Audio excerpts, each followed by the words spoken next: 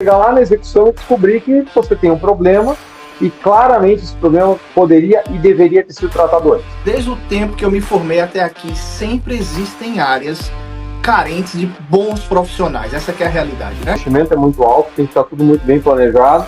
Então vamos fazer direito. E o que a gente continua vendo é o contrário. Cara, o Brasil nunca deixou de ser uma grande promessa, né? Hoje em dia, fazer avanço de projeto por drone já é uma realidade. O IA é muito mais do que isso. O profissional que mergulhar na tecnologia vai ter muita chance, vai ter muita oportunidade. Muito boa noite, estamos aqui entrando live nessa noite de quinta-feira com o nosso amigo André Choma, que vai estar se juntando a nós. Um profissional aí de mais de 21 anos, experiência profissional internacional, aliás, né? Tem uma visão diferenciada da nossa indústria, né? Diretor de uma das grandes empresas, uma das top 5 aí, Deloitte. Então sejam muito bem-vindos, já comecem aí a distribuir essa live que vai ter muita informação. Não é todo dia que a gente tem aí um profissional desse gabarito à nossa disposição para a gente fazer perguntas e debater temas importantes, tá bom? Então, sem mais delongas, eu já vou chamá-lo aqui. Agora sim. Deixa eu só posicionar a minha aqui. Eu tava falando aqui, melhor noite de quinta do que noite de sexta-feira, né? É isso aí.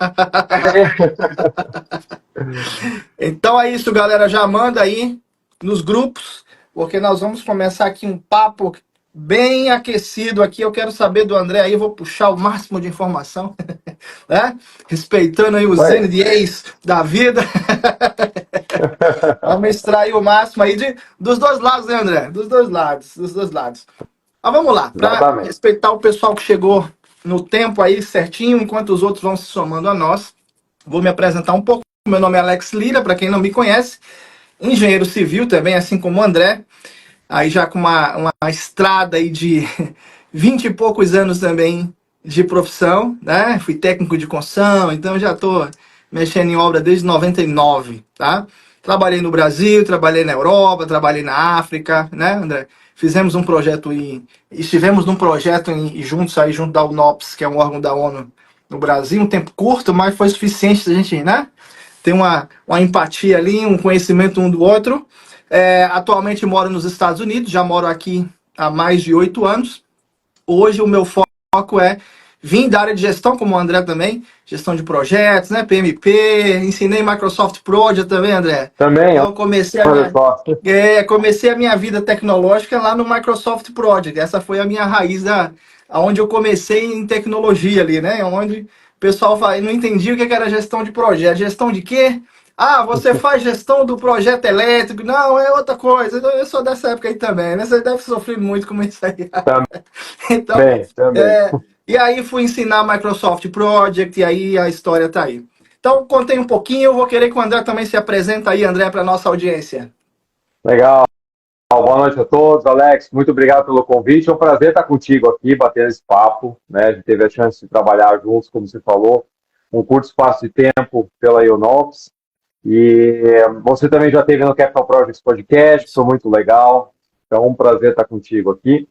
E eu comecei na área, né, eu sou engenheiro civil, moro aqui em Curitiba, sou aqui de Curitiba, e comecei trabalhando com obras industriais quando me formei. E era o meu grande sonho, o meu grande objetivo quando eu estava na faculdade. E quando eu caí no campo, foi o Deus nos acuda, que eu passei a faculdade só aprendendo sobre cálculo, zero gestão, né? Até que aí eu fui atrás de uma pós e na pós eu descobri a gestão de projetos. E ali me apaixonei por aquilo e me abracei no tema, decidi que era com aquilo que eu queria trabalhar, comecei a trabalhar então com consultoria, aplicando conceitos de gestão de projetos para os clientes, aí você vê o negócio funcionando, dando certo, né, apaixonante. Tirei a minha certificação em 2005, que a minha mãe, né, até ligava para as amigas, falava assim, meu filho passou no PQP, né, porque ninguém conhecia na época. Então, assim, nessa linha. Né? Complicado. Dá um meme isso aí, hein? Dá. Memes de gestão de projetos, né? Só quem entende sabe, né? Pois é. Dei curso de MS Project também, né? E já fui empreiteiro, já fui contratante, já trabalhei lá atrás na consultoria, estou como executivo de consultoria. trabalho com projetos de capital, aí, projetos industriais. E há 3 anos e meio também criei o Capital Projects Podcast, que você participou. Nós estamos aí com 175 episódios, falando de desafios da gestão de projetos. E tenho cursos também na área de gestão de projetos para engenharia e construção. Muito bom. Vamos lá, então, traduzindo um pouquinho, o André hoje é um dos caras mais influentes aí nessa área de Capital Projects. Ele é um cara humilde, né? É um cara que tem acesso aí à maioria das autoridades do assunto. Hoje é diretor da Deloitte, então tem uma visão muito privilegiada, né, desses projetos de capital, que eu vou querer que você fale um pouquinho mais daqui a pouco, porque esse é um termo, André, que não é entendido por todos, né? Esse é um tema bem específico ali das grandes empresas, das grandes multinacionais, que entende um pouco esse termo projeto de capital. Vou querer que você explique para a nossa galera, a galera que é ali do ramo imobiliário, né, da construção de, enfim, de prédios, de casas. Quando a gente fala projeto de capital, nem todo mundo entende exatamente, então vou querer que você explique aí, tá? Agora, fala um pouquinho antes da gente entrar nisso daí. Você também deu umas voadas internacionais, né? Também. Trabalhei na IPA, na Independent Project Analysis, né, empresa de consultoria também, e aí avaliando grandes projetos, então tive a chance de avaliar projetos fora do Brasil. Depois, quando eu fui trabalhar na Vale, né, trabalhei 4 anos na Vale, comecei a dar treinamentos na área de metodologia FEL para equipes da Vale fora do país, então tive no Peru, tive no Canadá, tive em Oman, tive na Austrália.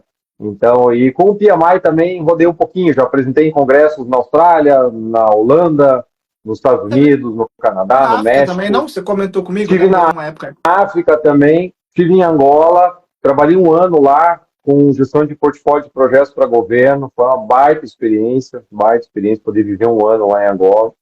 Então, sempre muito bom, né, a gente poder conhecer outros desafios, conhecer também como é que a nossa profissão em projetos em geral, né, como é que é a atuação em outras realidades, em outros países. Então, de extremos, a você trabalhar com projetos nos Estados Unidos e trabalhar com projetos em Angola. Então, tudo isso soma aí na nossa bagagem. Né? E vice-versa, né, André? Às vezes a gente acha que vai para um país de primeiro mundo e vai encontrar uma coisa muito diferente, e às vezes a surpresa é negativa. Eu falo, projeto bom tem em vários lugares e projeto ruim tem em todo lugar. Então, dá para achar que o que vem de fora é tudo perfeito. Não é só tecnologia nacional, né? Não é exclusividade nossa. Não é não.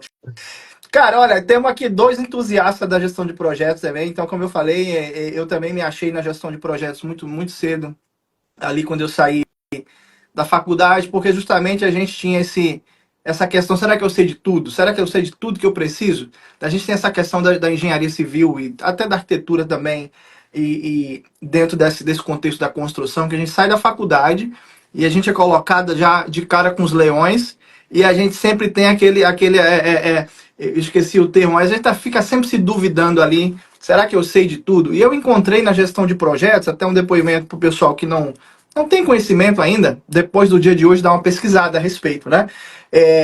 A gestão de projetos, André, ela me trouxe é o que a gente chama de framework, né? Quer dizer, ela me deu uma visão geral.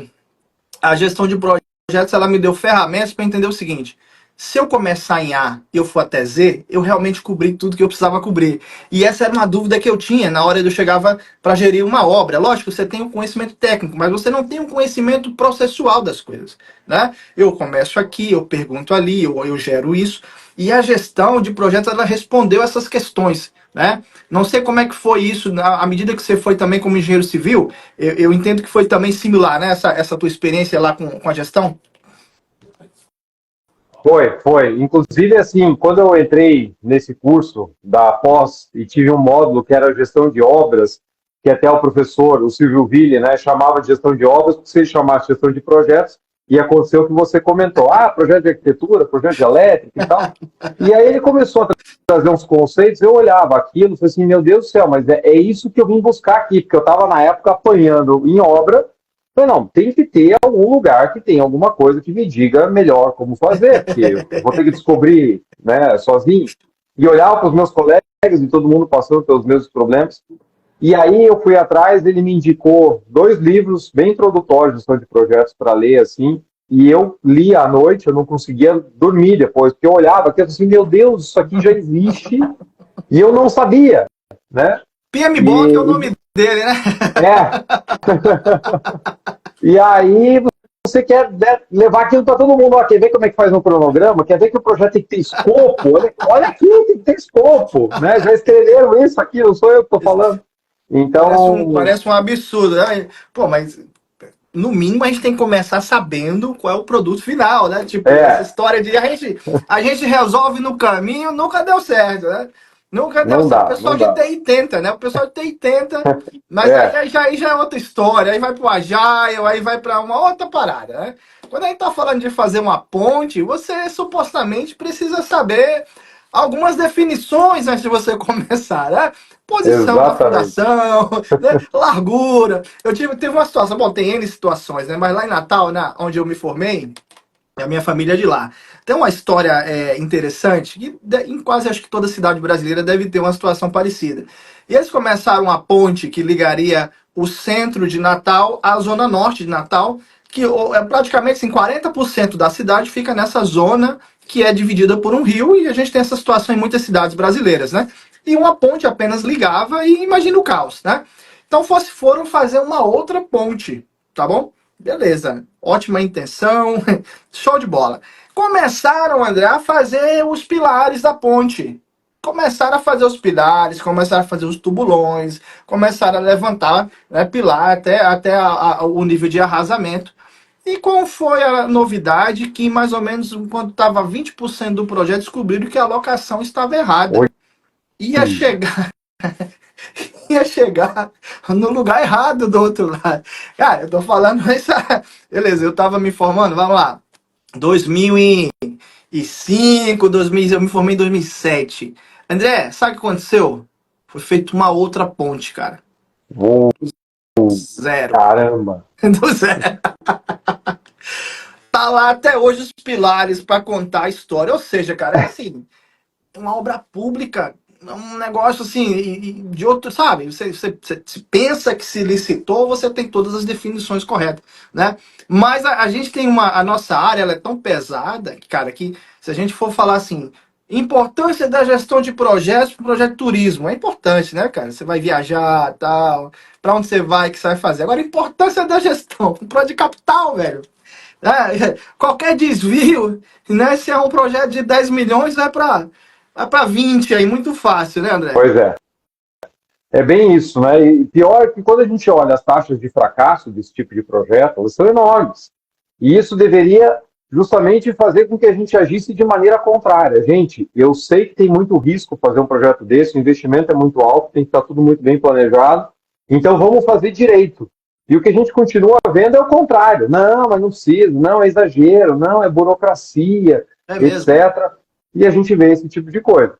Você tem ideia, até lá no meu canal, né, no Capital Projects, eu entrevistei o Ben Flubier, da Universidade de Oxford, que é autor do livro que está atrás de mim aqui, o How Big Things Get Done, e ele lá falou lá... Pessoal, eu fiz uma extensão com o pessoal da Oxford, eles são muito bons lá. Ah, que legal. E ele comentou no podcast, se você pegar projetos que são entregues dentro do prazo, na base de dados dele, que dá mais de 20 mil projetos do mundo inteiro, é 8,5%. E projeto entregue no prazo. Fala de novo isso aí. 8,5% entregue? 8,5%. No prazo. No prazo. Fora o custo. E aí, eu não lembro qual que é o dado de juntar prazo e custo, mas assim, no prazo, no custo, e entregando os benefícios, esquece. 0,5% de mais de 20 mil. Nossa. Aí, cara, né? E ele fala claramente lá no episódio, é um negócio que eu também tento levar sempre quando eu falo com executivos, quando eu falo com equipes de projeto. Se você vai entrar num ambiente desse, de projetos desse tipo, você tem que saber qual é a tua probabilidade de sucesso. E sabendo que ela é baixa, cara, peraí, eu tenho que fazer um bom planejamento. Não é opcional, sem dúvida. Não é desejável, é parte obrigatória, porque senão você vai quebrar a cara, você vai deixar a empresa no prejuízo, você vai entregar um ativo que não performa e assim por diante. Ou seja, esse quer dizer, Estamos em 2024 e ainda tem muita coisa a ser feita na área de gestão de projetos. E a gente nem começou a falar de inovação ainda, né? Estamos falando ainda da... Gestão de projeto era uma inovação na nossa época, né, André? Que você... Vamos combinar que isso já não é mais inovação, né? Isso é uma teoria, uma boa prática já a nível mundial e que, na verdade, precisa de implementação. Agora, vamos lá, vamos começar a explorar um pouco aí a tua visão atual, André. Hoje, como é que você está, assim, lógico, eu sei que você não pode dar detalhes, enfim, de projeto especificamente, mas como é que está a sua visão de projeto? É Brasil? Como é que está a nível, como é que está a tua visão aí desse portfólio de projetos atualmente? Hoje é Brasil, né, projetos industriais, projetos na área de infraestrutura, então grandes investimentos aqui no nosso país, sejam eles privados ou via concessão, basicamente, né, não lido com projeto público. Então, fala um pouco para a galera, Alice. Como é que estão os desafios e oportunidades? Primeiro explica o que é um projeto de capital, né? Qual é a teoria por trás disso aí. E depois tenta explorar para a gente assim, quais são os desafios e oportunidades para quem está nos assistindo aqui. Seja ele um profissional ou até mesmo um construtor, né? Vamos tentar botar na mesa aqui. Porque, cara, a gente vê, às vezes, muitos profissionais reclamando, ou o mercado tá ruim, ou o mercado é competitivo. Mas, cara, desde o tempo que eu me formei até aqui, sempre existem áreas carentes de bons profissionais. Essa que é a realidade, né? Porque mesmo hoje no Brasil, quando eu vou ao Brasil e eu falo com um consultor, eu tive uma live recentemente, um consultor de casas, tal, um cara faz casas de alto padrão e tudo, loteamentos, e eu perguntei o desafio dele, ele fala mão de obra. No Brasil, que a gente tem milhões e milhões de pessoas até desempregados, tá certo? Então, veja bem, o que falta às vezes é conhecimento. Então, traz pra gente um pouco de luz aí em cima dessa área que você trabalha, né? Quais são hoje os desafios e, lógico, onde tem desafio, tem oportunidade também. Com certeza, né? Então, começando, como você comentou, sobre projetos de capital, né? O que são projetos de capital? Projetos de capital vem de Capital Expenditure, ou projetos de CAPEX, ou CAPEX, que muita gente conhece, que uma empresa pensa numa indústria, pensa numa mineradora, pensa numa empresa de óleo e gás, né? Uma empresa de bens de consumo, enfim. Você, quando precisa fazer investimentos que vão te trazer retorno no curto, médio e longo prazos, você está falando em fazer um investimento de capital. Então, esses são projetos de capital. São projetos industriais, onde você prevê melhorias produtivas ou expansão de capacidade ou repotenciamento de equipamentos ou modernização de linhas de produção. Então, elas se caracterizam como investimento. Só que dentro desse arcabouço aí de projeto de capital, a gente tem também dentro das empresas os projetos de sustaining, que muitos deles não vão entrar como CAPEX, né? E aí, dependendo da empresa, tem uma classificação diferente, contabilmente até a classificação ela é diferente, mas o que importa para a gente é que, assim, na natureza dos projetos, eles são iguais. Então, você vai fazer uma grande manutenção, uma parada, e você vai fazer uma troca de equipamento, etc. Desde projetos de alguns milhares de reais até vários bilhões de dólares, são projetos que envolvem engenharia, construção e montagem, né? E que você precisa, então, fazer um bom planejamento para poder implantar. E os projetos de infraestrutura entram nessa linha também. Projetos de rodovias, de linhas de transmissão, projetos de saneamento, sim, gasodutos, etc. Então, a gente pode colocar tudo isso dentro da mesma cesta de projetos de capital. Até porque o desafio profissionalmente é o mesmo. Tá? Então, hoje, por exemplo, está na Deloitte, né? A gente sabe que tem as outras 4, 5 aí que são as maiores, né? A Ernst Young, você tem lá eu esqueci as outras agora, enfim, as concorrentes suas aí, não vou falar. Mas, enfim, tem ali aquelas 4, 5 que começaram mundialmente com contabilidade, né? E aí elas foram expandindo. Então, foram expandindo em áreas, enfim, mais técnicas. Hoje tem toda essa área de engenharia, tem área de direito, enfim, tem quase tudo aí. Eu digo que vocês fazem quase tudo. Então, esse conceito de projeto capital seria um conceito contábil? É isso? Ou porque, assim, na realidade, gerir um projeto de um aeroporto é gerir também, né? Quer dizer, no contexto técnico, para a gente de engenharia, é a mesma coisa, né? É a mesma coisa. Lógico que para a contabilidade, aquilo ali ele vai entrar como um investimento que pode ou não ter um retorno. Então, seria mais ou menos isso, um conceito contábil? Ele começou com né, popularizou pelo conceito contábil, pelos capital expenditures, né? Só que, como eu falei, você tem projetos ali de sustaining que vão cair como OPEX, né? Como custos operacionais, então você não capitaliza. Só que para o profissional de engenharia e construção que está trabalhando lá, como vai cair contabilmente, tem que saber, tem as suas diferenças, mas tecnicamente não muda nada. Concreto é concreto, mão de obra, trator e por aí vai. Beleza. Isso aí. Fica a dica para você, porque inclusive, até o pessoal que vem para fora também, isso é um conceito que a gente tem aqui fora, né? Capital Projects. Às vezes chega aqui nos Estados Unidos, você sabe, eu falo com muita gente que vem para cá, Europa também, existem vagas de trabalho que tem Capital Project no nome da vaga. Então é importante você saber desse conceito, que às vezes a pessoa acha que vai ter só o nome engenheiro civil. Não, tem um monte de nome, esse é uma das áreas grandes aí que as empresas contratam. Às vezes diretor, né? Vamos lá, Capital Project Director ou Capital Project Coordinator e por aí vai. Bom, explicando essa parte aí, vamos lá então, André. Como é que você está visualizando isso dentro do Brasil hoje? Eu vejo hoje desafios e oportunidades. A gente tem dois mundos quase competindo aí. O que eu quero dizer com isso? Nós temos oportunidades imensas. No Brasil, ele se estabeleceu como player global em relação a megaprojetos. Nós temos grandes projetos, projetos acima de $1 bilhão, né, que são classificados aí como mega, saindo com frequência, com constância já há muito tempo. A gente tem a mineração, a gente tem o óleo e gás, a gente tem a parte de papel e celulose. Então, hoje nós temos um mercado que traz muitas oportunidades para grandes projetos. É claro que a gente, né, às vezes mira muito nos grandes, porque chamam mais atenção, são mais fáceis, né, de se reconhecer, mas como a gente está tratando aqui, toda grande indústria tem uma carteira de projetos que vai flutuar de acordo com sua condição de mercado, como é que está o preço da commodity, etc.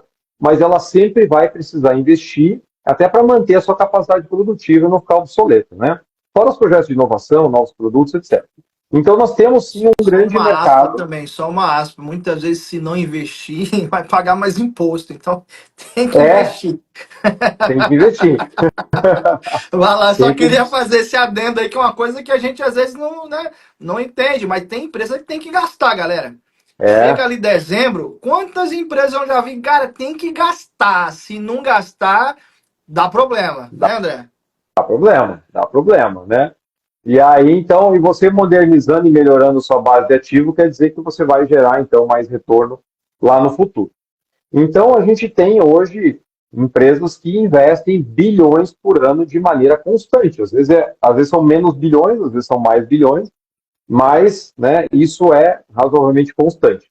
E, claro, tem as outras empresas de médio porte que vão ter também seus investimentos. Então, tudo isso cria muitas oportunidades. Fora isso, nós estamos no momento de aumento de investimentos em infraestrutura. Novo marco de saneamento, a antecipação e renovação de algumas concessões na área de ferrovias, as concessões aí na área aeroportuária, as rodovias. Então, também isso tudo está gerando uma injeção de capital privado em infraestrutura que demanda profissionais. Então, hoje eu trabalho com empresas que estão desesperadas atrás de profissionais com capacidade, com competência e com experiência para trabalhar com grandes projetos de capital. E tem empresas que, inclusive, evitam, às vezes, até de criar a posição de Project Manager para mega projetos, porque sabem que, poxa, se eu abrir essa vaga, eu não vou conseguir preencher. Caramba. Então, é melhor eu lidar com um nível inferior aqui, trabalhar, dar uma reforçada no meu time e tudo mais, do que trazer um Project Director, como você falou, porque, poxa, no mercado eu abro a vaga e não consigo. Tem, né? Então, caramba, André, muito doido isso que você está falando. Agora, qual é... Vamos lá, tem várias partes aí do que você está falando. Então, assim... Tem o outro lado. Vai lá. Não, continua, vai lá, finaliza. Depois eu faço as minhas colocações. Não, beleza, as coisas estão ligadas, né? Porque o outro mundo que eu estava comentando é o seguinte: da mesma forma que as empresas estão desesperadamente buscando bons recursos para trabalhar com projetos de capital, ao mesmo tempo, a gente passa por situações, né, como você comentou no começo, de que parece que gestão de projetos é opcional, entendeu? Então, mesmo em grandes projetos, as empresas atropelando o desenvolvimento, tentando jogar a responsabilidade das obras 100% em cima das contratadas, com aquela visão de que, não, eu contrato um EPC lump sum e ele me resolve o caso, o risco é da contratada. Eu não preciso planejar porque eu sou owner, eu não sou construtora. Então, assim, como é que uma empresa que investe 500 milhões, 1 bilhão, 2 bilhões de reais por ano em projeto, não se considera também uma empresa de projetos? Caramba. A gente fala tanto hoje da Project Economy. Então, se por um lado temos muitas oportunidades, o outro grande desafio para todos os profissionais e para a indústria é a baixa maturidade, ainda em 2024, da gestão de projetos. Do tomador do projeto. Quer dizer, e a gente estava trabalhando num projeto em outra área, mas justamente disso, né, de aumento de maturidade de gestão. E realmente, cara, e continua ainda sendo uma urgência, né? E olha o que você está falando, né, cara? São empresas que gerenciam uma cifra monstruosa, mas que tenta ainda terceirizar essa responsabilidade ou essa gestão. Agora, hoje, André, como é que vocês atuam? Vocês gerenciam o projeto ou vocês só atuam de uma maneira consultiva? Ou seja, vocês se colocam como um consultor, falam, você precisa disso, você precisa disso, você precisa disso, ou vocês atuam dos dois lados? Gerenciando o projeto, ou seja, sendo aquele departamento deles. E como é que vocês se posicionam em relação a isso e o risco que também vocês absorvem? A gente atua tanto de maneira consultiva como fazendo parte das equipes de projeto, tanto na fase de desenvolvimento como na fase de implantação, né? Atuar gerenciando 100% do projeto, assumindo esse risco que você comentou, isso dificilmente a gente faz. Imaginei. Né? Porque assim, como eu te falei, o owner chega e fala assim, já aconteceu, né? Chegou numa reunião, um gestor de uma empresa chegou assim e falou, então eu vou ter um projeto aqui e tal, então se eu contratar você como gerenciadora, você assume o risco, né? E aí a gente pegou e respondeu, você vai deixar... Volto daqui a um ano e tá tudo resolvido. E você fica com a ativa, eu fico com a conta, né? E aí a pergunta que a gente devolveu foi a seguinte, se você me deixar planejar e me deixar escolher os fornecedores, eu posso assumir o risco. Porque você faz tudo, ou seja, não planeja, contrata o mais barato e quer que alguém assuma a culpa no seu lugar, aí essa terceirização eu estou passando. Não está batendo essa estratégia, né? Exatamente. Cara, essa é a nossa luta mesmo, né? Agora, olhando do lado, então, assim, a gente entendeu o problema e aquela história, né, cara? Sem problema, a gente também estamos na roça, né? A gente só tá aqui porque tem problema. Então, tem mega problemas a se resolver no Brasil ainda. Mas você está me explicando, está me falando, abrindo os nossos olhos, que tem mega oportunidades. Né? O Brasil ainda... eu passei praticamente 10 anos aí.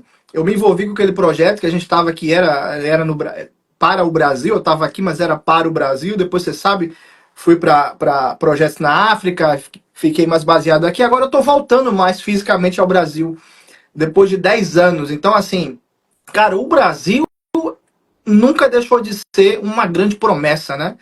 Pela população que tem, né? Pelo número de pessoas, o mercado consumidor absurdo, pelo que você falou, é uma potência mineral, uma potência, enfim, uma energia renovável, né?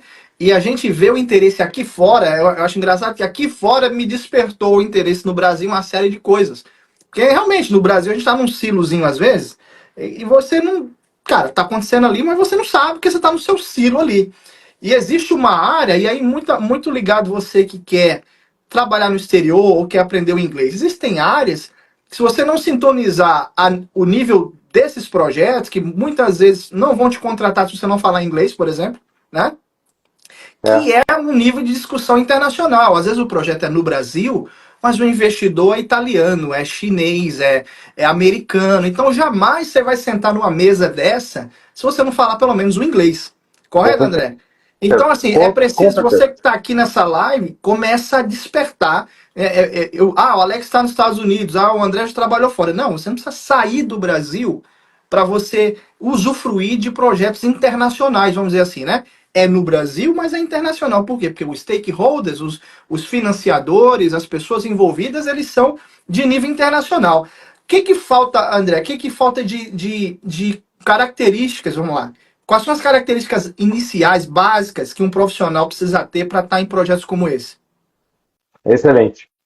Assim, uma coisa que faz muita falta e que é muito importante para esse tipo de projeto, como qualquer projeto, né, é a visão do todo. Então, assim, um profissional que consiga entender qual que é o objetivo de negócio daquele projeto e qual que é o impacto da disciplina dele nas demais e das demais na dele.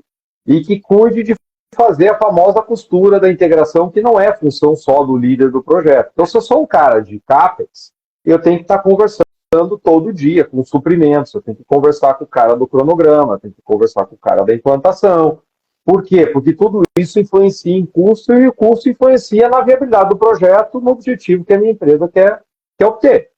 Então, a gente não ficar imerso, eu preciso dominar a minha disciplina.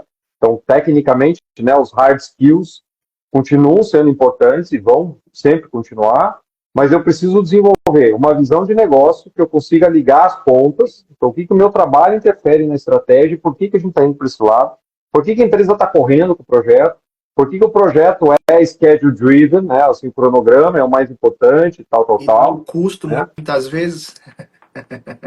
E muitas vezes para você poder até apresentar que, cara, não dá para fazer, né? Tira 10% do orçamento, se não vai fechar a viabilidade, até para você poder discutir com um executivo e dizer, olha, não dá por A mais B mais C, se eu falar para ele que não dá porque a CPU do componente, que é a composição de preço unitário, o cara me joga pela janela, né? Mas ele quer entender o impacto para ele. Então, olha, veja bem, você tem esse risco, tem outro, tem tal condição. Então, a gente conseguir se comunicar bem dentro do projeto, e para isso eu vou precisar entender o todo, né? Outro ponto importante é uma visão de riscos realmente mais André, apurada. antes de você avançar nessa resposta, só quero pedir a galera, ó, já tira um print aqui da live. Olá, André, tira um print aqui. Isso aí. Não vai sair, não. Você está gostando das informações? Gente, vamos lá. Não estou aqui, é porque o André é meu amigo, mas informação como essa você não acha todo dia, toda hora, numa live. Vai por mim. Vai por mim. Então já bota lá no store, marca o André, eu vou repostar depois, já manda lá no grupo, a conversa vai continuar. Mas vamos lá, André, o que mais? Além dessa visão de business, né? Visão de negócio. E você, cara, você foi na veia mesmo, é o que eu penso. E eu trabalhei muito na área, não na área industrial, mas na área de varejo, e esse sempre foi um diferencial. Entender o que o CEO quer. Não adianta eu vir falar de balanço da viga, ou, enfim, da sobrecarga da laje, que o cara quer a loja aberta. Ele quer faturamento. E você está falando exatamente a mesma coisa. O que o dono, o diretor lá de expansão da mineradora, ele quer? Ele quer faturamento. Se você vier com um problema técnico, ele vai achar que você... Cara, e quantas vezes, André? Olha só, quantas vezes eu fui mal interpretado lá atrás, porque eu não sabia me comunicar. Eu não sabia a linguagem. E aí eu vim descobrir depois, quando mudou o diretor, chegou para mim num feedback, fala assim, olha, cara, você é muito técnico. Aí eu falo, caramba, velho, eu era mal avaliado por eu ser técnico. Mas é porque a linguagem da outra pessoa não é a mesma sua. Então não adianta você estar atendendo o seu padrão. Você sai dali, arrebentei, falei da viga, falei seja qual for a área, eu tô falando isso que é mais, né? Falei da linha de balanço, do orçamento que vai atingir. E, e o cara no final da reunião falou que esse cara falou o quê? Né?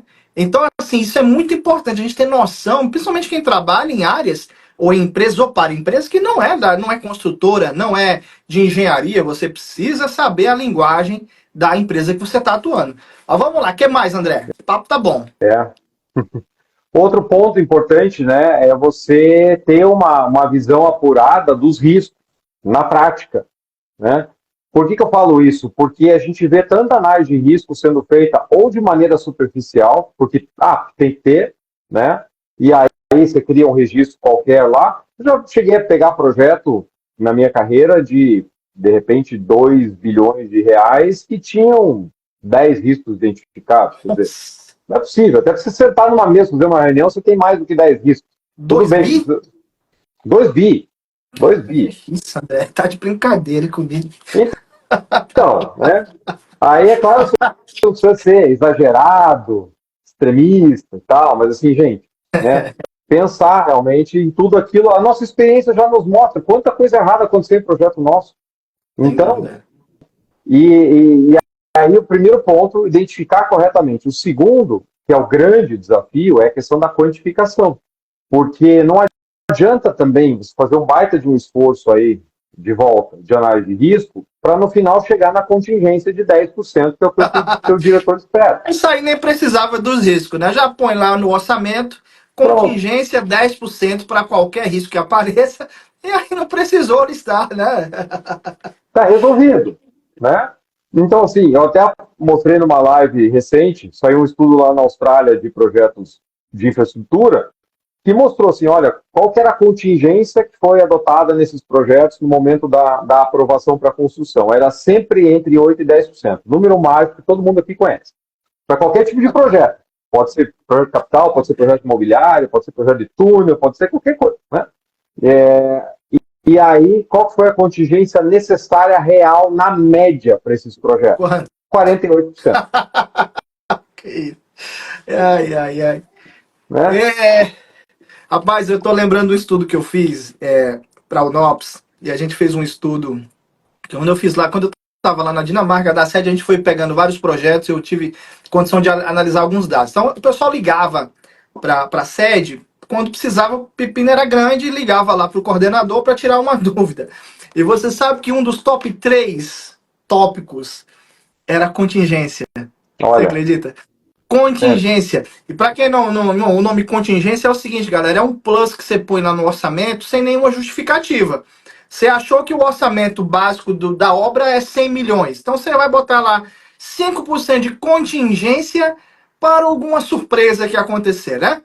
Para alguma eventualidade. E acredite ou não, viu, André? Qual era o critério? O critério era ligar pro cara.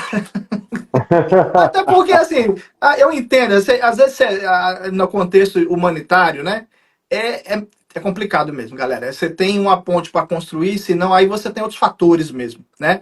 E aí a gente entende. Mas, se você não está numa guerra, né, se você não tem gente passando fome, você não precisa daquilo ali para que a atividade econômica... Uma situação de desastre é outra coisa, né, André? Uma situação de desastre, uma situação, beleza. Mas a gente está falando do dia a dia, das coisas que as pessoas sentam, né? Vamos fazer o que ano que vem, ou nos próximos 5 anos? Não, vamos fazer uma nova indústria, blá. E às vezes não se chega até o ponto do planejamento que tem que se chegar. E aí vem esses números malucos de 40%, 48%, o que só nos mostra realmente a necessidade de bons profissionais. Exatamente, né? Então, isso casa com o primeiro ponto, porque assim, a visão integrada de risco dentro do projeto, né? Então, é bastante comum também a gente ver lá, então tem a contingência, etc, tem toda uma análise de risco, beleza. Fez a análise de risco do seu cronograma? Não fiz, a gente adicionou aqui de contingência mais 3 meses, 4 meses no cronograma e tal. Beleza. O custo indireto da extensão do cronograma por conta da tua contingência está na contingência de custo? Não. Bom, você mesmo está dizendo que tem uma grande chance do teu cronograma ter que ser estendido. Estender o cronograma traz custo. Por que esse custo não está na tua contingência? Porque a gente não tinha pensado nisso. Então, agora é a hora de pensar. Então, é realmente, né, uma coisa puxa a outra, porque a integração entre as disciplinas, apesar de a gente ter mais ferramentas, mais tecnologia, mais facilidade de trabalhar em cima das mesmas bases, a gente ainda está muito acostumado a trabalhar cada um dentro da sua caixinha. E está todo mundo também cheio de trabalho, porque as empresas, outro desafio, né? As empresas vêm aumentando o seu investimento em projetos de capital, mas vêm mantendo os seus times ou até reduzindo os seus times. A mesma equipe. Então, por isso que a gente não melhora a maturidade. Né? Não é porque falta conhecimento, é porque falta investimento mesmo nas fases onde o projeto está sendo preparado para a execução. E ao manter uma equipe extremamente enxuta, não dá para querer que as pessoas consigam aplicar as boas práticas de gestão que elas muitas vezes conhecem e já aplicaram. Só que fica humanamente impossível. Eu trabalhei com um mega projeto que tinha 2 pessoas part-time do owner. 2 pessoas part-time. Um projeto bilionário, né? Caramba! Então, assim, não tem como conseguir desenvolver um bom projeto dentro dessas condições. Bom, resumindo aí, ó, dica para quem quer entrar no setor de projetos capital. Vamos lá, o que o André nos resumiu aqui? A gente vem falando desde o início de gestão de projetos, né? O que ele está me pontuando aqui, sem querer repetir, está me pontuando de volta, galera, a gestão de projetos, porque aonde é que você vai aprender a ter noção de business, a entender o business case? Aonde é que você vai aprender a desenvolver um bom plano de risco? Onde é que você vai aprender? A gente não aprende isso na engenharia civil e nem na arquitetura. A não ser que você trabalhe numa empresa que tem uma boa base de projetos, muito difícil você aprender isso sozinho. Então, primeira dica a partir de hoje, pesquise sobre gestão de projetos. Pesquise sobre PMI, pesquise sobre Prince 2, certificações, processos aí que você vai, num curto período de tempo, ter um bom avanço de conhecimento, e aí, se você quiser, você faz uma pós, você faz uma outra coisa. Né, André? A gente tem algumas certificações aí que, num curto período de tempo, você pode já ter um nível avançado de conhecimento, como o PMP, né, que eu sempre falo nos meus treinamentos, inclusive para quem vem para fora. Importantíssimo ter o PMP. Né, o Prince 2, que é lá do Reino Unido, também te dá uma boa base de projetos de capital. Tem algum outro? Tem a ACE, né, André? Isso. A ACE, Associação para o Avanço da Engenharia de Custo, tem todo um arcabouço de boas práticas, de cronograma, de riscos, de engenharia de custo, de gestão de contratos. O CII, o Construction Industry Institute. Então, assim, a gente tem muito material muito bom disponível no mercado, alguns, né, via associação, faz todo sentido, mas que o profissional da área tem que dominar, tem que estudar, porque as práticas estão aí, né? A gente precisa, de fato, dominar e aplicar isso para fazer diferença. Faltou as 2 melhores dicas, que é realmente seguir o Alex Lira, o André Schoma e as palestras e cursos que os dois dão. Isso aí. Esse aí não pode faltar, né, André? André, Não, vamos junto falar dos bons que a gente fica melhor. Aí sim. Vamos lá. Eu quero que você fale um pouquinho de FEL, né? Metodologia FEL. Eu vou colocar a metodologia FEL dentro do arcabouço de inovações aqui. Eu sei que não é tão novo assim, mas para a maioria, talvez todo mundo aqui, ninguém ouviu falar nisso. Eu queria que você falasse um pouquinho, já que o meu tema aqui, a gente tem falado muito sobre inovação, sobre o que a indústria ela precisa avançar de digitalização, né? Agora com essa questão do IA vindo, ajudando a tratar dados, ajudando a acelerar nisso tudo, meio que conectou as coisas todas que estavam em andamento, né? Conectou o BIM, conectou com essa questão do IoT, inclusive estou fazendo um mestrado nessa área, e está todo mundo, os governos todos estão super interessados e realmente vai precisar avançar muito nisso nos próximos anos.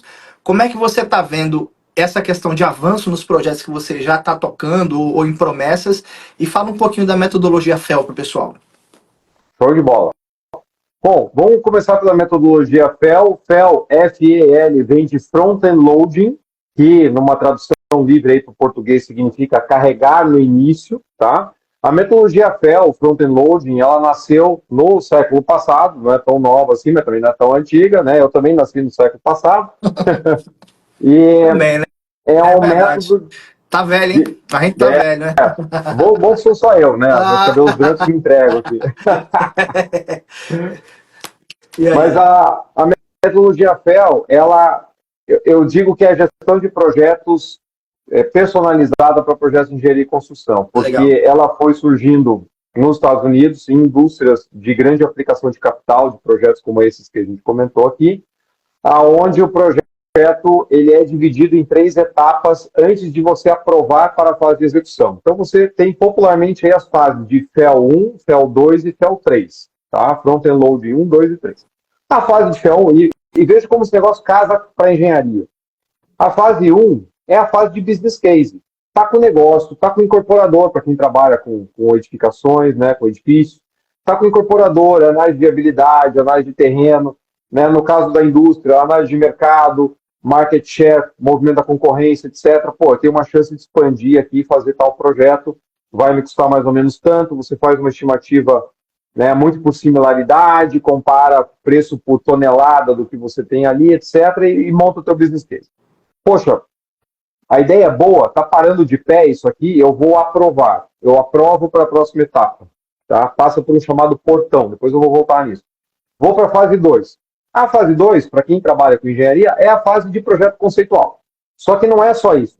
É investigação de solo, com topografia, com sondagem, é estudo ambiental começando, é interface com comunidade, é começar os planos preliminares de construção e de suprimentos, né, para você ter realmente o domínio, aí já passa para a área técnica, já a área de projetos ou a área de engenharia que assume o projeto, vai começar a fazer o planejamento junto com a engenharia conceitual.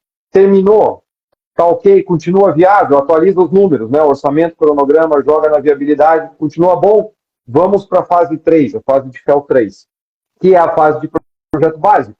E ali você vai ter o planejamento detalhado da obra, o orçamento aberto por quantitativo da engenharia, a licença ambiental já tramitando, o plano de suprimentos já está pedindo cotação firme para mercado. E aí, quando você toma a Final Investment Decision, a decisão final de investimento no final do FEL 3, você já tem um nível de segurança muito maior do teu projeto do que você tinha na fase de business case. Porque você tem conteúdo técnico para embasar. Não só a tua engenharia está pronta no nível do básico, como também o teu planejamento e o teu orçamento. Né? Sim. Então, isso tudo evoluiu na indústria para reduzir o risco de desvio na execução. Né? Do que você partir de uma ideia muito preliminar, partir da ponte que você citou ali como exemplo, e chegar lá na execução e descobrir que você tem um problema e claramente esse problema poderia e deveria ter sido tratado antes. No projeto, né? Sem dúvida. Então, por isso o front-loading, né? Carrega no início, tira da execução os problemas que você tem que resolver antes. Tá? E como é que isso fala com a teoria, por exemplo, do PMI, né? Como é que isso se integra, André? Isso integra com o PMI, integra com o PRIS2, integra com o arcabouço de práticas da ACE, engenharia de custo, porque todas as coisas se conversam, né? Dentro da visão, o próprio PMI coloca nas últimas versões do PMBOK, né? Iniciar o projeto ou fase, encerrar Sim. o projeto ou fase. Então você vai ter, para cada fase, você tem o planejamento Sim. da fase, você tem o orçamento da fase, tem os recursos da fase, a aprovação, né? Então você usa tudo que você tem no PMI, né? Não são questões conflitantes. O pessoal fica em dúvida, se eu seguir isso, ele quer dizer que eu estou indo contra. Aplica e organiza tecnicamente, é isso? Exatamente. Organiza tecnicamente e casa com o ciclo de vida da engenharia, como eu falei. Do projeto, exatamente, do projeto de construção. O que é um projeto conceitual, o que é um projeto básico, né? E aí o projeto detalhado, o projeto executivo, já é a fase de execução. Legal. Por quê? Porque não se considera que você vai fazer todo o projeto detalhado para decidir depois se faz o projeto ou não. Né? Você já tomou a decisão. Tá? Então aí pode fazer separado, pode fazer um EPC, mas a engenharia detalhada ela já cai na execução. Acho que esse tema dá um vídeo inteiro, né? A gente vai ter Dá. Vai ter que marcar outra vinda aí, de repente no YouTube, para você falar um pouco mais para a gente dessa metodologia. Agora, André, fala. E aí, falando da inovação, sim, é isso, né? Como é que isso é isso que eu ia entrar agora. Como é que você está vendo esse movimento? Você viu alguma diferença aí nos últimos 2 anos, como a gente tem visto, que foi mais ou menos quando o IA generativo ele veio borbulhando, né? Como é que você viu isso entrar, ou ainda não entrou, ou ainda as pessoas estão olhando? Como é que está a tua visão dessa questão? Não só o IA, mas, enfim, digitalização, escaneamento, drone, enfim, toda essa parte de construção 4.0, que é essa questão dessa digitalização. Como é que você está vendo isso aí no Brasil e nos seus projetos? Eu estou bem animado com esse cenário, porque a gente passou tantos anos falando que a construção estava sempre atrasada, e até eu lembro de ter visto uma pesquisa no congresso do PMI que falava que a indústria da construção só estava avançando melhor em termos de produtividade e inovação do que a indústria de caça e pesca. Né? Então, assim, olha como a gente está bem. Né? Coincidentemente, as duas indústrias, né, nasceram praticamente juntas lá desde que os continentes estavam juntos. Mas, assim, agora a gente tem, você vê, fazer escaneamento 3D de plantas para você checar a interferência, fazer projeto brownfield. Brownfield é quando você expande, já tem uma planta existente, né? E você tem que fazer uma adaptação ali, uma expansão. Então, hoje já virou um negócio muito mais comum do que era 10 anos atrás. Você tinha que trazer alguém dos Estados Unidos para fazer um laser scan. Então, hoje você faz aqui o uso dos drones drones, está sendo um negócio fantástico, agora já somado à inteligência artificial em muitos casos. Então, dos dados. A gente vê cases aí, por exemplo, de escaneamento de fachada para ver patologia, aonde por machine learning, né, o sistema já vai identificando, pô, isso aqui é uma fissura mesmo, então essa aqui é igual a outra, já mapeia, te entrega a planta da fachada pronta, quantifica a intervenção. Legal. Hoje em dia, fazer avanço de projeto por drone já é uma realidade, ligado aos modelos em BIM. Legal. Né? Então, acho que isso tem avançado muito e tem avançado muito rápido. Aí, ligando com a parte das oportunidades, o profissional que mergulhar na tecnologia vai ter muita chance, vai ter muita oportunidade. E o próprio BIM não é algo que as empresas dominam hoje. Não. Né? O BIM era uma promessa, era uma forever promessa, né? E eu costumo dizer para a galera que agora ele realmente ele vai ter um papel fundamental, né? Porque você não tem como falar de digitalização sem passar pelo BIM, né? E se você está digitalizado, é loucura não usar o BIM, porque ele é fundamental na integração dessas tecnologias. Então, o BIM ele ganhou uma nova vida. Né? Tipo, digamos assim, quando o IA chegou, plugou aquilo ali, o cara, pô, ele falou, pô, agora é comigo, né? Eu sou o gerente desse negócio aqui. Então, assim, eu tenho a mesma visão de você, quer dizer, essas tecnologias digitais que vinham se desenvolvendo, né? Até o próprio blockchain está um pouquinho lento. Vi casos agora em feiras recentes de uso de blockchain para pagamento automático, baseado em escaneamento, atualização da obra em BIM e já enviava através de contratos de blockchain o pagamento. Olha. Um pouco arriscado, assim, dá um friozinho na barriga, mas é possível. Já tem grandes construtoras testando isso. Não acho que seja uma realidade para amanhã, mas é bom a gente entender para onde a indústria está olhando, né? Agora, se a gente for falar de percentual, eu sei que você está vendo isso acontecer, mas tenta dar para a gente um peso de percentual. Quantas dessas obras que você, no seu portfólio, tem esse tipo de tecnologia como drone, escaneamento, ou mesmo processamento de IA? Tem como você dar um peso assim, para a gente entender como é que isso está evoluindo?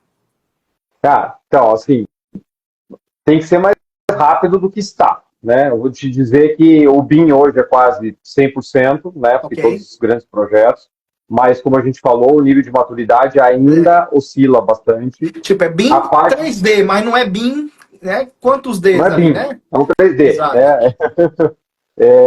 A gente tem casado muito, né? Planejamento, cronograma, junto com o BIM e tal, aí, pô, fantástico.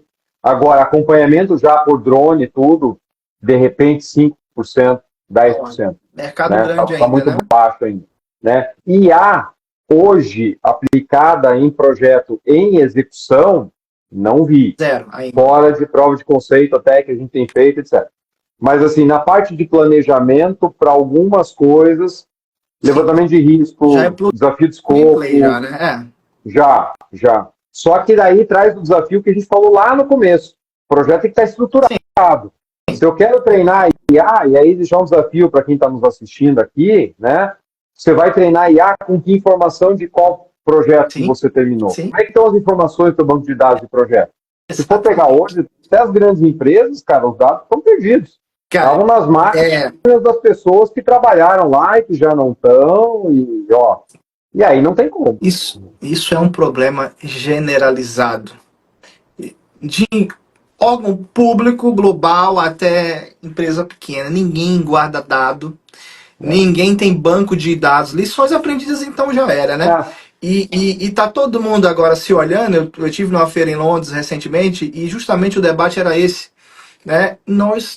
A gente não tem que debater IA agora. A gente tem que debater como é que a gente guarda dado. Exato. Porque a gente não guarda dado nenhum. Porque você vai mandar o IA fazer o quê? IA, faz uma casinha pra mim. Isso aí é bobeira, galera. Isso aí qualquer criança vai fazer. O IA é muito mais do que isso. O IA é para você pegar os seus 10 últimos projetos, você pegar todas as informações de produtividade, de custo, de variação, de risco, aí ele vai começar a ser uma ferramenta útil na sua mão. Até a gente descobrir como é que as empresas... E olha que a gente é uma indústria que tem resistência à mudança, né? Eu tive uma aluna até engraçada. Eu lancei um programa de inovação agora há pouco tempo, a gente até concluiu, e uma das alunas era gerente de uma empresa de engenharia grande do Sul e do Brasil, com vários estados. Ela falou, Alex, eu comprei o tal do... como é que era aparelho que ela comprou, era uma câmera 360, era alguma coisa do gênero que a pessoa usava e tal. E ela falou, levei na obra, né? E só que assim, André, a resistência à mudança. A gente está falando de inovação, tem toda uma resistência, toda uma gestão da mudança, da gestão do projeto lá, né? Gestão da mudança. Entregou na obra, sabe quantas vezes foi usado? Nenhuma vez. Você entendeu? Então, assim, não teve um treinamento, não teve uma conscientização do porquê, para onde vai esse dado, né? Porque, assim, de novo, aquela velha briga do campo com o planejamento, né? Ninguém, não tem, isso não tem nenhuma empresa, né? Não tem. Ninguém não tem esse problema, né? O cara que faz o orçamento, o cara que executa, aquilo não se fala, né? Que o cara não quer liberar que vai estourar a obra e o outro quer saber porque é o orçamento dele. E aí o escritório manda para o campo, e o que é que o campo faz? Bota esse negócio aqui embaixo, deixa aqui esquecidinho aqui, vai que eles esquecem, né? Cara, nunca foi usado. Você entendeu? Aí a gente vai falar de, cara, tem que mudar uma indústria inteira, a maneira como você vê, a maneira como você coleta, essa cisma aqui, tá coletando dado por quê? Né? Tipo, né? Quer saber por quê? Cara, porque é dado, dado tem que ser coletado, tratado, avaliado. Você também vê essa resistência, André? Demais, demais, e principalmente na visão do contratante, dizendo assim, não, isso aqui é do empreiteiro, se o empreiteiro está gastando mais tempo, menos tempo, mais mão de obra, menos mão de obra, o problema é dele. Se ele não tiver avanço, ele não mede e tal, como se fosse dissociado, porque o cara está construindo o teu projeto, o teu ativo. Então a gestão tem que ser tua. Você vai usar aquilo por uma geração, o cara vai estar indo embora daqui a pouco. Então não dá para tratar desse jeito, né? E espero que a onda da IA faça com que os executivos acordem para a importância de ter esse tipo de informação, porque do jeito que está, você vai continuar tendo, né? Vai contar com as alucinações dos modelos aí, se não tiver dado real para poder treiná-los. Na verdade, o uso de dados já vem sido assim com uma certa importância há um tempo já, né? Quer dizer, as grandes empresas de tecnologia são o que são porque tratam dados, né? Isso eu venho falando antes do IA. Empresa que não sabe ler dado, ela tá fadada a fracasso. Só que muita gente despertou em 2022 com o ChatGPT sendo lançado e falou assim: aonde eu estou? Que mundo é esse? É porque o cara nunca pensou que ele precisaria coletar dado. E de que maneira ele coleta dado? Não é um estagiário lá pegando assim, né? Que nem eu fui um dia um estagiário desse, né? Olhava pro pedreiro assim, quanto é que você fez aí, seu fulano? 10 por 10.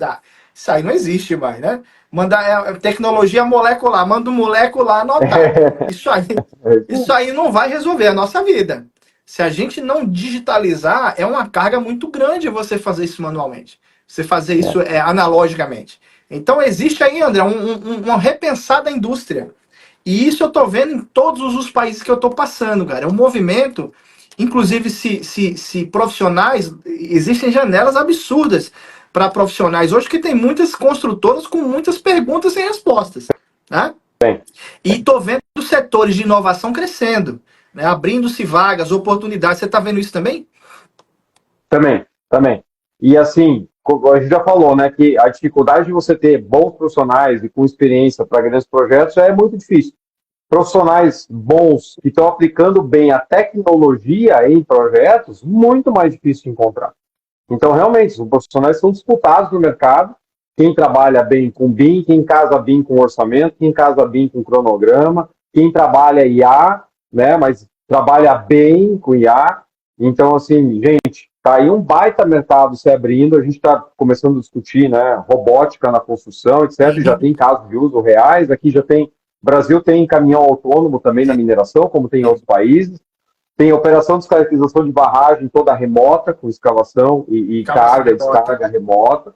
Então, gente, é um baita mercado que só vai crescer. E somando com o que o Alex falou, né? Falta de mão de obra na construção a gente sempre teve e só vai piorar. Só vai ficar cada vez mais difícil, cada vez mais caro. A gente tem que partir para maior uso de tecnologia. E aí, cara, o mercado está muito pouco preparado para isso. Então, quem se especializar vai sair na frente. Muito bom, muito bom. Estamos já estourando a uma horinha que a gente planejou, mas o papo foi excelente. André, eu queria que você fizesse as suas considerações finais e falasse de algum evento que você está promovendo, algum curso. Fica à vontade para falar para a nossa audiência aí. Maravilha. Bom, Quero agradecer de novo a oportunidade, né, Alex, bater esse papo aqui, sempre muito bom. O tempo passa voando, a conversa é muito boa. Gente, quero convidar vocês, quem ainda não está me seguindo lá no meu perfil, fica à vontade, tanto aqui no Instagram como lá no LinkedIn, André Choma. Siga o Capital Projects Podcast, que eu sempre coloco conteúdo lá. Estou publicando uma série agora muito boa de gestão de contratos, gravada no IBDIC. E a gente vai ter um novo curso de metodologia FEL aí, provavelmente em janeiro. A turma passada encerrou agora, há 2 semanas. Mas fique ligado no perfil aí, que logo, logo sai uma turma nova. Mas o podcast sai aí, agora estou numa série especial toda semana, depois ele volta a ser quinzenal. Tem muito conteúdo bacana lá para quem é da engenharia e construção. Endosso aí todos os produtos, meu amigo, aí vocês viram que conhecimento é diferenciado. Bom, a gente está com um produto novo, a gente vai lançar, a gente teve aí um programa grande de inovação, a gente vai fazer agora um aplicado à construção, engenharia e arquitetura, com IA generativa, a gente vai estar fazendo uma masterclass na sexta-feira, a gente vai estar colocando mais informações, já está no link lá na bio. Inclusive, André, depois eu quero fazer um convite para você em off aí, para você participar aí de alguma dessas nossas ações com IA, que eu sei que você está bem avançado aí nisso. Legal. Não, maravilha, vai ser um prazer. Beleza? Então, vamos lá, galera. Olha, essa live vai ficar no ar aqui no Instagram apenas até amanhã de manhã. Depois eu vou tirar, a gente vai tratar e vai jogar um episódio no YouTube, tá bom? Então, muito bom ter a presença de vocês aqui. Obrigado, André. A gente se vê na próxima. Obrigado, pessoal. Até. Abraço. Tchau, tchau.